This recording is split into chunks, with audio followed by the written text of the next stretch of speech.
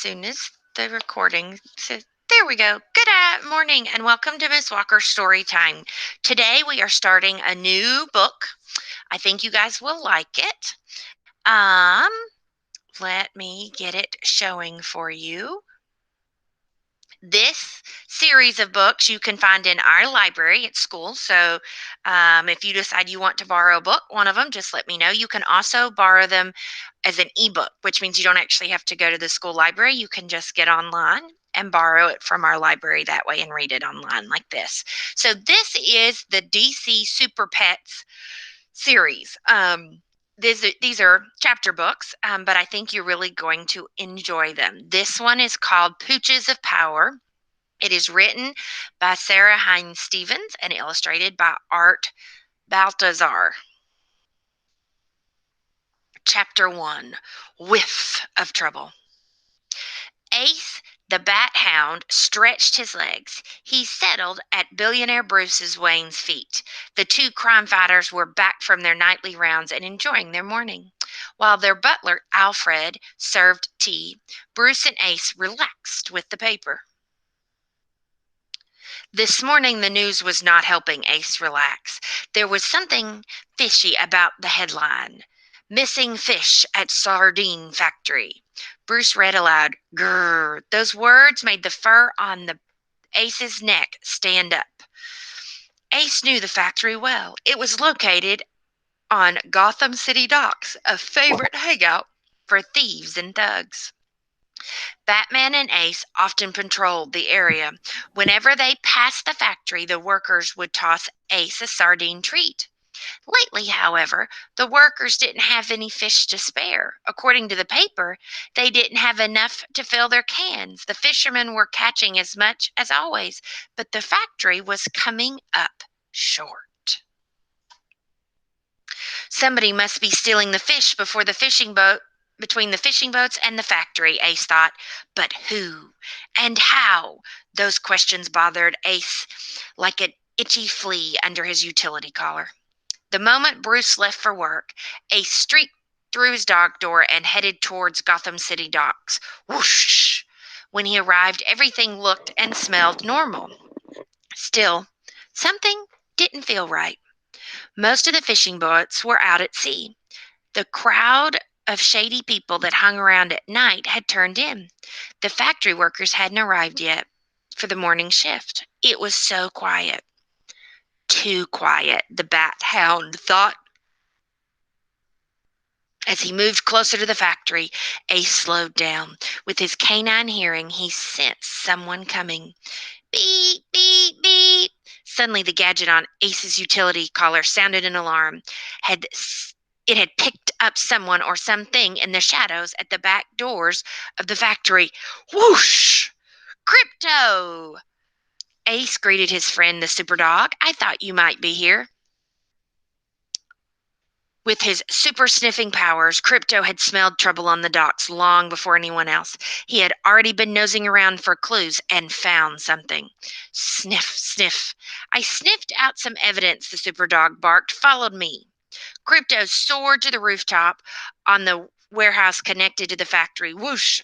Up here, he said. Need a lift?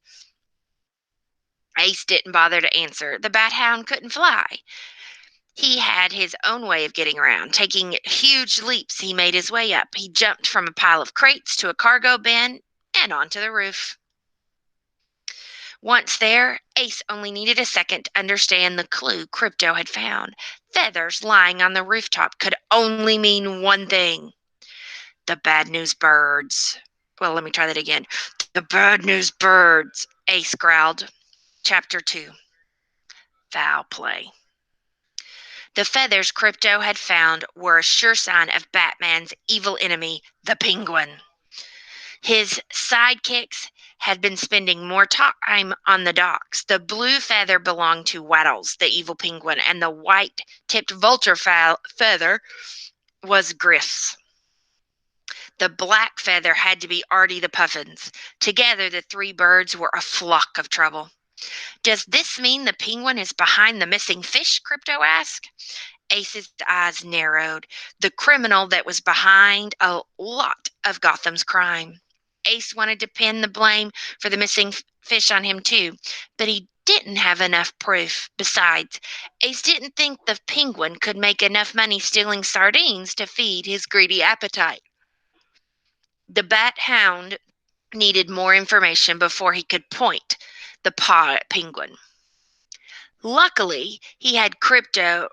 Oh, Luckily, he and Crypto had a bird's eye view of the dogs. As they checked the area, the dog duo heard squawks from inside. Squawk! Squawk! Ace and Crypto looked through a skylight into the warehouse below. Through the glass, they saw a black and white creature. It wore a top hat and was enjoying a slice of pizza. It was the penguin.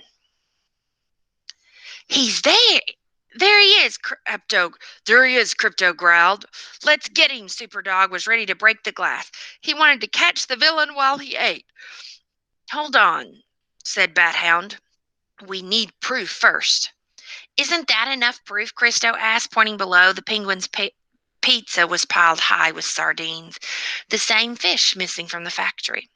One giant pizza doesn't explain thousands of missing fish, Ace said. Ace's eyes locked on the wobbling bird delivering the penguin's lunch, Waddles. Maybe he can help, growled the Bat Hound. Ace watched Waddles walk towards his boss with another sardine pizza. Penguin gave it a sniff, then he sent the pizza sailing across the room. Squawk! Squawk! I'm sick of pizza, the penguin said. He waved his deadly umbrella, and I'm sick of hiding. When are we going to be ready? Ace put his head closer to the glass. He knew who the penguin was hiding from. He was hiding from Batman. The superhero had gathered enough evidence from crimes to lock up the penguin for good. Take it easy, boss, Waddles said. He scooped another fish off the floor. It's not so bad here. Squawk! Not so bad, the penguin screeched. Beats prison, Waddles replied. The penguin tapped his umbrella on the floor angrily. Waddles had a point. Rotting in jail would be worse. We just need to lay low a little while longer, Waddles said, backing out of the room.